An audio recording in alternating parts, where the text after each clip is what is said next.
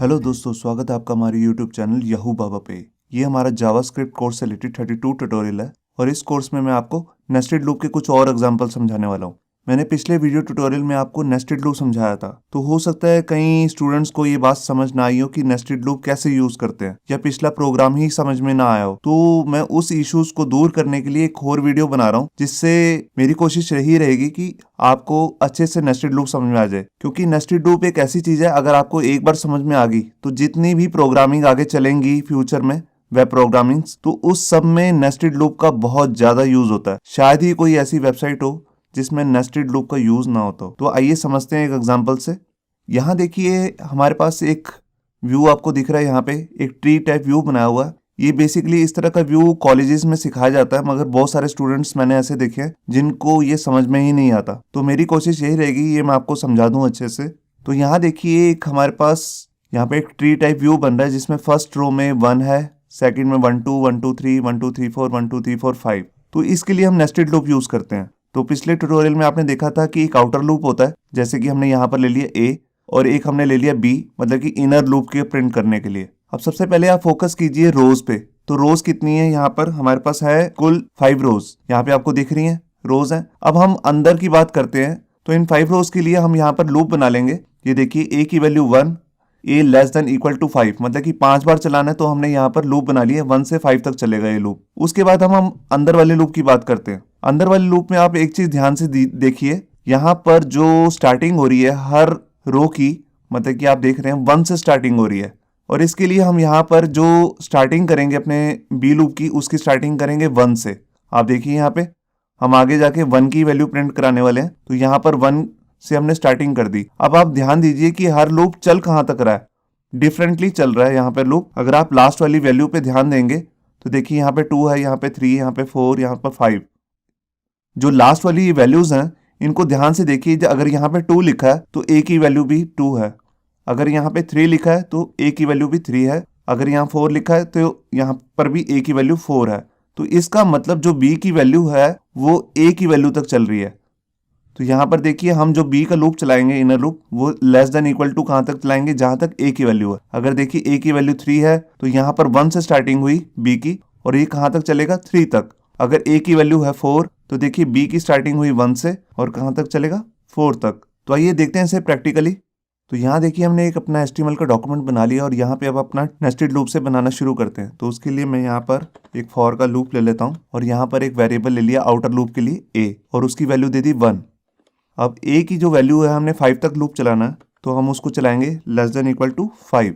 उसके बाद हम प्लस प्लस का इंक्रीमेंट करके, मतलब कि हर बार रो में 1 का इंक्रीमेंट हो जाएगा। तो ये हमारा हो गया आउटर लूप। अब हम इनर लूप की बात कर लेते हैं। तो उसके लिए मैं यहाँ पर ले लेता हूँ वेरिएबल बी और उसकी वैल्यू दे दी 1, क्योंकि मैंने आपको दिखाया कि हर बार जो कॉलम प्रिंट हो रहा है वो 1 से ही स्टार्ट हो रहा है। उसके बाद मैंने आपको दिखाया कि जो बी की वैल्यू है वो हर बार जारी है जहां तक ए की वैल्यू है। तो यहाँ पर भी मैं बी प्लस प्लस कर लेता हूँ और ये हमारा हो गया इनर लूप।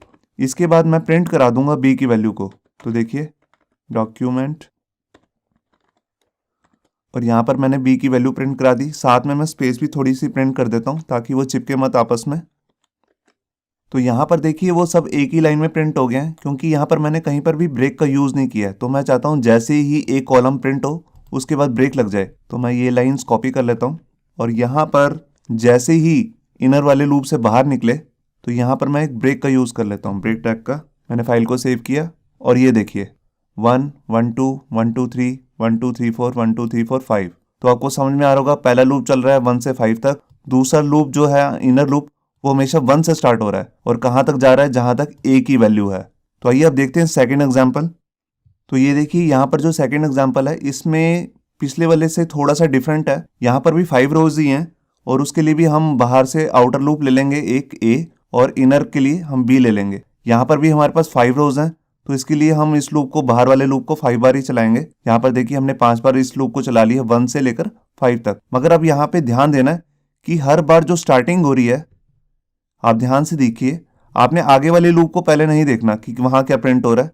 स्टार्टिंग देखिए, सबसे स्टार्टिंग वैल्यू जो है वो हमारी हर बार चेंज हो रही है। और हर बार चेंज क्या हो रही है, वो हर बार जो है वो जो ए की वैल्यू है वही है और ध्यान दीजिए जो लूप चल रहा है, जैसे ये 3 लिखा है तो ये लूप भी 3 बार चला, जब यहाँ 4 लिखा है तो ये 4 बार चला, जब लास्ट में 5 लिखा है तो इनर लूप भी 5 बार चलेगा। अब जो इनर लूप है उसके लिए हम यहाँ पर, आप देखिए यहाँ पर 3 है तो यहाँ पर 3 है, आपको समझ तो आ गई बात। मगर अब इसको हम पिछले वाले लूप से ही मैच कर लेते हैं, मगर प्रिंट करते समय यहाँ पर एक ही वैल्यू दे देंगे। देखिए जब बाहर 3 है तो यहाँ पर 3 बार 3 प्रिंट हो गया, जब यहाँ पे 4 है तो यहाँ पर देखिए 4 टाइम्स 4 ही प्रिंट हो रहा है। तो यहाँ पर देखिए हम b की वैल्यू 1 ही ले लेते हैं, क्योंकि हमने b की वैल्यू तो प्रिंट ही नहीं करानी, और यहाँ पर b की वैल्यू उतनी बार चलेगी जितनी a की वैल्यू है। देखिए यहाँ पर 3 है तो ये लूप भी 3 बार चला, जब आउटर लूप की वैल्यू हुई 4 तो इनर लूप 4 बार चल रहा है, और जब लास्ट में हुई 5 तो ये 5 बार चल रहा है।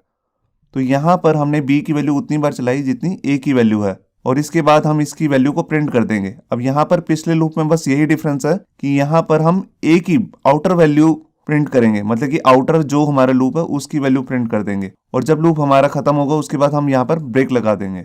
तो यहाँ पर देखिए हमने वही अपना प्रैक्टिकल खोल लिया जो अभी एग्जांपल की हमने, बस यहाँ पर हम प्रिंट करते समय यहाँ पर a की वैल्यू दे देते हैं, और फाइल को सेव करके दिखाता हूँ मैं आपको। और ये देखिए सब कुछ वही लूप वही रहा, सिर्फ प्रिंट करते समय यहाँ पर a की वैल्यू दे दी हमने। अब हम अपना थर्ड एग्जाम्पल देखते हैं। अब यहाँ पर देखिए हमारा ये थर्ड एग्जाम्पल है, इसमें हम उल्टा लूप प्रिंट कर रहे हैं, मतलब कि उल्टा ट्री एक तरीके का। ऊपर देखिए यहाँ पर 5 बार 5 प्रिंट हुआ है, फिर 4 बार 4 प्रिंट हुआ है, 3 बार 3, 2 बार 2, और लास्ट में 1 बार 1 प्रिंट हुआ है। तो इस तरह प्रिंट करने के लिए भी हमारे को नेस्टेड लूप की जरूरत होगी, तो हम एक आउटर लूप ले लेंगे a जैसे, और इनर लूप के लिए b। अभी देखिए आउटर लूप जो है वो 5 बार चल रहा है, तो यहाँ पर थोड़ा सा हमें ट्रिक करना पड़ेगा, हम इसको उल्टा चलाएंगे 5 से 1 तक। अब आप देखिए कि अंदर प्रिंट क्या हो रहा है हर बार, देखिए जो a की वैल्यू है वो ही प्रिंट हो रही है। यहाँ पर 4 है तो यहाँ पर 4 प्रिंट हो गया, यहाँ 3 है तो यहाँ 3 बार 3 प्रिंट हो गया, और लूप भी उतनी बार चल रहा है जितनी यहाँ की वैल्यू है।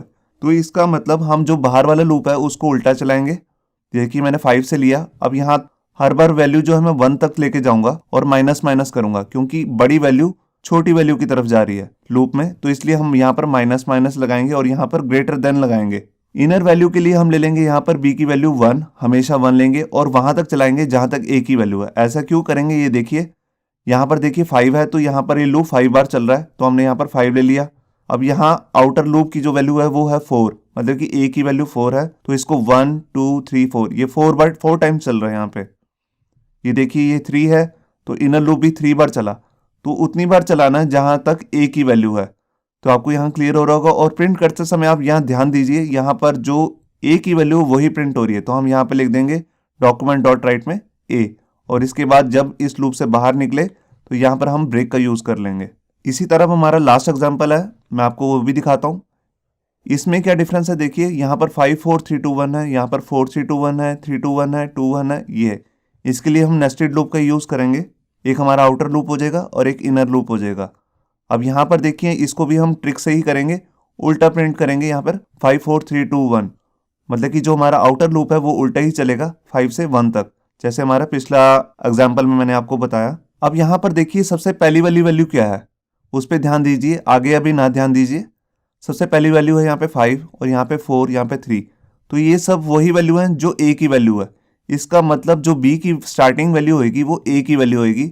और अब ध्यान दीजिए लास्ट वाली वैल्यू पे, लास्ट में हमेशा 1 की तरफ जा रहा है ये, तो इसका मतलब जो a की वैल्यू से स्टार्ट करेगा, मतलब कि जो b की वैल्यू होगी वो a की ही वैल्यू होगी यहाँ पर देखिए, और हर बार 1 की तरफ जाएगा। तो यहाँ पे हमने 1 लिख दिया। यहाँ पर देखिए जैसे 5 आया, 5 4 3 2 1 पहले लूप के लिए, फिर a की वैल्यू माइनस माइनस हुई तो 4 हो गया, तो 4 से 1 की तरफ जाएगा, 4 3 2 1, और यहाँ पर हम प्रिंट कर देंगे b की वैल्यू को। और जैसे ही एक रो प्रिंट होगी हमारी, तो उसके बाद हम यहाँ पे लगा देंगे ब्रेक। तो होप सो जो मैंने ये 4 एग्जांपल दिए हैं आपको नेस्टेड लूप के, आपको समझ में आए होंगे। अगर किसी को नहीं समझ में आए फिर भी, तो आप मुझे प्लीज कमेंट में बताइए कि आपको क्या चीज नहीं समझ में आई। मैं आपके लिए और वीडियोस भी बना दूंगा इससे नेस्टेड लूप, क्योंकि इसको समझना बहुत ज्यादा जरूरी है। अगर आपको ये नहीं समझ में आता तो आप आगे प्रोग्रामिंग में रट्टे ही मारते रहेंगे, उसको दिमाग से नहीं कर पाएंगे। होप सो आपको ये हमारा वीडियो ट्यूटोरियल अच्छा लगा होगा। अगर अच्छा लगा है तो वीडियो को प्लीज़ लाइक करना मत भूलिए। अगर आप ऐसे ही रेगुलर अपडेट चाहते हैं तो हमारे चैनल याहू बाबा को सब्सक्राइब करना मत भूलिए। Thank you.